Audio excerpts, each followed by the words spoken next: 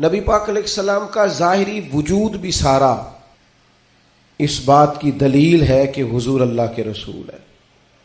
حضرت عبداللہ ابن رواحہ رضی اللہ تعالیٰ عنہ اس مضمون کو اس طرح بیان فرماتے ہیں، آپ ارشاد فرماتے ہیں کہ حضور کوئی معجزہ بھی نہ دکھاتے، نہ ڈوبے ہوئے سورج کو اثر پر بلاتے، نہ چاند کے 2 ٹکڑے کرتے، نہ درخت سجدہ کرتے، نہ پتھر کلمہ پڑھتے، کوئی معجزہ بھی سرکار نہ دکھاتے، تو فرماتے ہیں حضور کا چہرہ مبارک ہی ایسا تھا، لوگوں نے دیکھتے جانا تھا اور کلمہ پڑھتے جانا تھا۔ اللہ تعالیٰ نے حضور کے وجود نور کو اس طرح کا بنایا۔ پھر حضور علیہ السلام کو کچھ خاصیات جو محبوب پاک علیہ السلام کے فضائل، شمائل اور خصائل کو بیان کرتی ہیں، وہ بدرجہ اتم اللہ تعالیٰ نے محبوب کو عطا فرمائی۔ مثلا ایک حضور کی شان یہ ہے کہ نبی پاک امی ہے۔ امی کا معنی یہ ہے کہ حضور نے دنیا میں کسی استاد سے آ کے پڑھا نہیں۔ حضور سید عالم علیہ السلام کسی مکتب میں نہیں گئے۔ آپ کبھی ان لوگوں سے ملاقات کریں جو دنیا میں جنہوں نے پڑھا لکھا نہیں، وہ بڑے سیانے بھی ہوں نا کبھی، اور بڑے معاملہ فہم بھی ہوں، تو پھر بھی اپنے جملوں اور اپنے لفظوں پر اس طرح کنٹرول نہیں کر پاتے جو ایک پڑھا لکھا آدمی کر سکتا ہے۔ نبی پاک علیہ السلام امی ہیں، سرکار نے دنیا کے کسی استاد سے نہیں پڑھا، لیکن یہ دلیل ہے نا میرے نبی کے سچا رسول ہونے کی کہ حضور نے علم و حکمت کے وہ موتی عطا فرمائے ہیں کہ دنیا حیران رہ گئی۔ یعلمہم الکتاب والحکمہ، اللہ فرماتا ہے یہ تمہیں کتاب بھی سکھائیں گے اور دانائی بھی سکھائیں گے۔ جو فلسفیوں سے کھل نہ سکا اور نکتہ وروں سے حل نہ ہوا، وہ راز ایک طیبہ والے نے بتلا دیا چند اشاروں میں۔ حضور علیہ السلام دانائی، حکمت، تدبر، فہم و فراست۔ آپ سرکار کا کوئی ایک فرمان پڑھ لیں، حضور کی کوئی ایک حدیث پاک آپ لے لیں، اس کی معنویت میں اتریں، اس کی گہرائی اور گہرائی کو آپ دیکھیں، آپ حیران ہو جائیں گے۔ صدیوں کے ادیب، شاعر، حکماء وہ اپنا سارا کلام لا کے وہاں قربان کر دیں تو گرد راہ تک نہیں پہنچ سکتے۔ جو تدبر اللہ تعالیٰ نے نبی پاک علیہ السلام کو عطا فرمایا، آپ غور کریں۔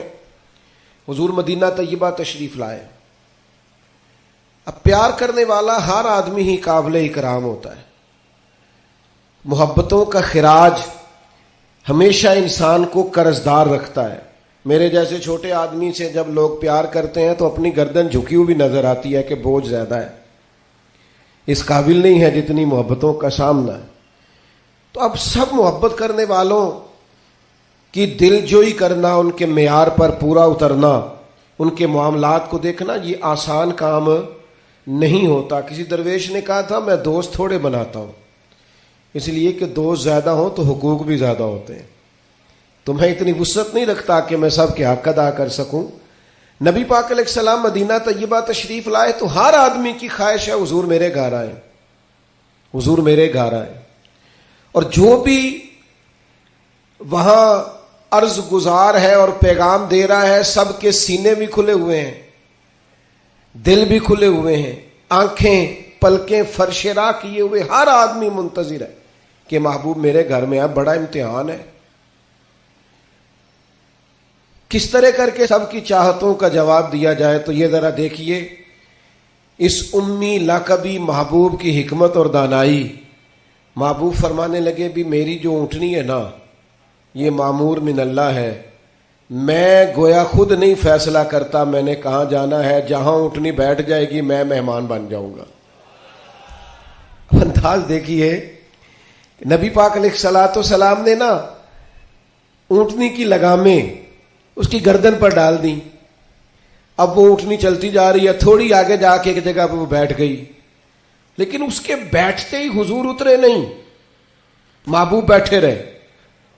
ابھی سرکار کی اونٹنی پوری طرح بیٹھی نہیں تھی، پھر اٹھ کے کھڑی ہو گئی، اور تھوڑا سا آگے چلنے کے بعد حضرت ابو ایوب انصاری کے دروازے کے سامنے بیٹھ گئی، اور وہ اس طرح بیٹھی کہ اس طرح جم کے بیٹھی کہ اس نے اپنی گردن بھی بچھا دی۔ جب اطمینان سے اونٹنی بیٹھ گئی، نبی کریم اترے، جناب ابو ایوب انصاری رضی اللہ تعالیٰ عنہ کے گھر میں جلوہ فراز ہوئے۔ یہ وہ دانائی تھی میرے کریم محبوب کی، وہ حکمت تھی کہ کسی محبت کرنے والے کو اعتراض کیا ہونا تھا، سب کا قربان ہونے کو دل کر رہا تھا۔ ہمارے ہاں تو 4 بچے ہوتے ہیں اور ہم کسی ایسی دانائی کا مظاہرہ نہیں کرتے کہ ان کے اندر برابری کر سکیں، ہم اس سمجھ بوجھ کا لحاظ ہی نہیں کرتے۔ ہمارے ایک استاد تھے تو وہ اکثر کہا کرتے تھے، جن کو پڑھانے کی ڈیوٹی لگاتے ان سے کہا کرتے تھے کسی طالب علم سے چڑ نہ جانا، اسکول کے، کالج کے، مدرسے کے کسی بچے سے چڑ نہ جانا، تم اگر کسی سے چڑ گئے تو اس کا مستقبل خراب ہو جائے گا، اس لیے کہ تم ذاتی اناد پال لو گے، بچہ بڑا لائق ہے لیکن تمہارا فرما بردار نہیں، تم چڑ گئے ہو، تم بات بات پہ ڈانٹتے ہو، بالآخر وہ ساری تباہی ہو گئی، بدگمان ہو گیا۔ نبی پاک علیہ الصلوۃ والسلام امی ہیں، لیکن یہ میرے محبوب کی نبوت کی اعلیٰ دلیل ہے کہ اللہ تعالیٰ نے محبوب کو حکمت، تدبر، دانائی، ہم دانا نہیں ہوتے، شعور نہیں رکھتے، فہم و فراست کا۔ وہ عارف رومی کہتے ہیں کہ ایک شخص بادشاہ تھا، اس نے خواب دیکھا، خواب میں دیکھا کہ اس کے سارے دانت ٹوٹ گئے۔ اس نے ایک معبر کو بلایا، تعبیر کرانے والے کو، اس سے کہا اس کی تعبیر کیا ہے؟ اس نے کہا جناب اس کی تعبیر یہ ہے کہ آپ کے سارے رشتہ دار آپ کی زندگی میں فوت ہو جائیں گے۔ اب وہ بادشاہ اتنا ناراض ہوا، اس نے وہ تعبیر کرنے والا بھی قتل کروا دیا۔ اس نے کہا وہ بھی کوئی زندگی ہے جس میں نہ بھائی ہو، نہ بہن ہو، نہ بچے ہو، نہ بیوی ہو، نہ ماں ہو، نہ باپ ہو، مروا دیا۔ ایک اور آدمی تعبیر کرنے والا تھا پر وہ دانا بھی تھا، اس کو بلایا اور بلا کر بادشاہ نے کہا میں نے خواب دیکھا ہے، خواب میں میرے سارے دانت ٹوٹ گئے، تعبیر بتائیں۔ تو وہ کہنے لگا بادشاہ مبارک ہو، اس کی تعبیر یہ ہے کہ اللہ تعالیٰ خاندان میں سب سے لمبی عمر آپ کو عطا فرمائے گا۔ بادشاہ نے اسے انعام دیا، کہا تو جیتا رہ، کیا تو نے بات کی ہے۔ اب میری بات کو سمجھیے گا، تعبیر اس نے بھی وہی بتائی ہے جو پہلے والے نے بتائی، لیکن پہلے والے نے کہا تیرے سارے رشتہ دار تیری زندگی میں فوت ہو جائیں گے، اس نے اسے بھی مروا دیا۔ بات اس نے بھی وہی کی ہے، لیکن بات گرچہ بے سلیقہ ہو کلیم، پر بات کرنے کو سلیقہ چاہیے۔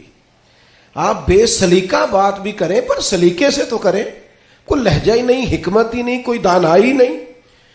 دوسرے نے کہا اللہ تعالیٰ آپ کو سب سے لمبی عمر عطا کرے گا، تو بات پھر بھی وہی ہے کہ باقی سارے چلے جائیں گے اور آپ موجود ہوں گے، لیکن اس میں دانائی ہے نا، حکمت ہے نا۔ فتح مکہ کا موقع تھا، عجیب حالات درپیش ہوئے۔ اسلام کا جھنڈا حضرت سعد ابن عبادہ رضی اللہ تعالیٰ عنہ کے پاس تھا، بڑے عظیم صحابی۔ بدر کے موقع پر جس آدمی نے اپنے جذبات سے ماحول گرما دیا وہ حضرت سعد بن عبادہ، ہمیشہ اگلی صفوں میں مجاہدوں کی رہنے والے، مال خرچ کرنے والے، نڈار آدمی، لیکن جھنڈا ان کے ہاتھ میں تھا۔ حالات کچھ اس طرح کے پیدا ہوئے کہ بعض لوگوں نے مطالبہ کیا ان سے جھنڈا لیا جائے، اور کوئی معقول وجہ نہیں تھی، لیکن بعض اوقات نا حالات ایسے بن جاتے ہیں۔ اب حضور علیہ السلام کی بارگاہ سے مطالبہ ہو رہا ہے کہ آپ جناب سعد بن عبادہ سے جھنڈا لے لیں۔ یہ نوجوانوں سے بالخصوص عرض کروں گا کہ علم بھی تبھی بندے کو فائدہ دیتا ہے جب اس کے ساتھ کچھ بندے کو شعور بھی ہو، ہنر بھی تبھی فائدہ دیتا ہے جب اس کے ساتھ کچھ نہ کچھ دانائی بھی ہو۔ شیخ سعدی فرمایا کرتے تھے 1 من علم ہونا تو سنبھالنے کے لیے 10 من عقل کی بھی ضرورت ہوتی ہے، ورنہ ضائع ہو جاتا ہے سارا۔ دانائی، تدبر، یہ دیکھیے امی لقبی محبوب سے ہم نے دانائی سیکھنی ہے، تدبر سیکھنا ہے، فہم و فراست سیکھنی ہے۔ زندگی میں شعور کس کو کہتے ہیں یہ حضور ہمیں سکھائیں گے۔ کہ جناب حضرت سعد بن عبادہ کو اتارنا ہے، اب بڑے بڑے دانا صحابہ کہہ رہے تھے یا رسول اللہ کوئی ایسی بات نہیں ہے، حالات اس طرح کے ہیں، کیسے یہ فیصلہ کریں گے؟ تو حضور نے فرمایا کوئی مشکل نہیں، اتار دیتے ہیں، بدل دیتے ہیں، ان سے منصب لے لیتے ہیں۔ یا رسول اللہ یہ آسان نہیں ہے، کیسے؟ فرمایا ابھی دیکھنا تم، یہ اللہ تعالیٰ نے میرے محبوب کو حکمت کی خزانوں کی کنجیاں عطا فرمائی۔ نبی کریم علیہ السلام نے فرمایا سعد بن عبادہ جھنڈا دے دیں آپ واپس، اب آپ لشکر کے علم بردار نہیں رہے۔ انہوں نے بوجھل ہاتھوں سے جھنڈا تھما ہوا تھا، پریشان تھے کہ کوئی ایسی بات نہیں۔ جب حضور نے کہا دیں تو وہ غلام تھے، انہوں نے اسی وقت جھنڈا تھما دیا، خوش ہو کے تھما دیا۔ لیکن یہ میرے محبوب کی حکمت ہے، محبوب نے جناب سعد بن عبادہ سے جھنڈا لیا اور قریب ان کے جوان بیٹے کھڑے تھے، محبوب نے جھنڈا انہیں دے دیا، فرمایا کمان تیرے ہاتھ میں ہے۔ باپ کا قد اس وقت 10 فٹ زمین سے اونچا ہو جاتا ہے جب اس کا بیٹا اس کی جگہ پہ بیٹھ جاتا ہے۔ وہ کہتا ہے میری فکر گئی، میں اب بے فکر ہوں۔ جب انہی کے بیٹے کو وہ منصب ملا تو اب حضرت سعد بن عبادہ کے چہرے کی کیفیت یہ تھی کہ وہ گویا اپنی آنکھوں اور اپنے چہرے سے بتا رہے تھے میں تو خود جھنڈا پکڑ کے اتنا راضی نہیں تھا جتنا اپنے بیٹے کے ہاتھ میں دیکھ کے راضی ہوں۔ یہ آپ تدبر سیکھیں۔ میں اپنے نوجوانوں کو دیکھتا ہوں جذباتی مزاج، بھاگتے دوڑتے، بے چین، پریشان، الجھے ہوئے۔